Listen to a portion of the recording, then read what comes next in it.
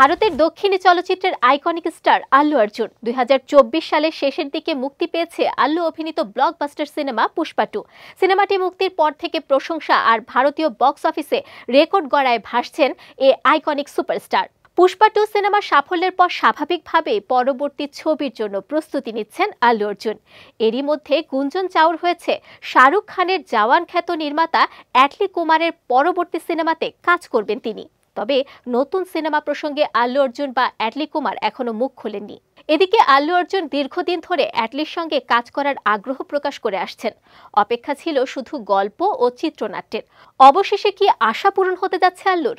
হিন্দুস্তান টাইমসের এক প্রতিবেদন থেকে জানা গেছে, অ্যাটলির নতুন ছবিতে জাহ্নবী কাপুর প্রধান নারী চরিত্রে অভিনয় করতে পারেন। তিনি সম্প্রতি জুনিয়র এনটিআরের দেবরা ছবিতে অভিনয় করেছেন। এ সিনেমায় অভিনয়ের কারণে তেলেগু দর্শকদের মাঝে এখন আলাদা করে নিজের জায়গা তৈরি করেছেন এ অভিনেত্রী। বুচিবাবু সানা পরিচালিত রামচরণের আসন্ন ছবিতেও অভিনয় করতে চলেছেন তিনি। আর এরই মধ্যে গুঞ্জন শোনা যাচ্ছে অভিনেত্রী তার পরবর্তী ছবিতে আল্লু অর্জুনের বিপরীতে অভিনয় করবেন। কিছুদিন আগে পরিচালক ত্রিবিক্রম শ্রীনিবাসের ছবিতে আল্লুর কাজের প্রস্তুতির খবর সামনে আসে। তবে বিভিন্ন কারণে তা বিলম্ব হওয়ায় সময়সূচিতে কিছুটা পরিবর্তন এসেছে। এদিকে সালমান খানের সঙ্গেও একটি অ্যাকশন সিনেমায় কাজের বিষয়ে আলোচনা করছেন পরিচালক অ্যাটলি কুমার। A6 শিরোনামের বিগ বাজেটের ছবিটিতে বলিউড সুপারস্টারের বিপরীতে কিংবদন্তি অভিনেতা রজনীকান্তকে দেখা যাবে বলে জানা গেছে।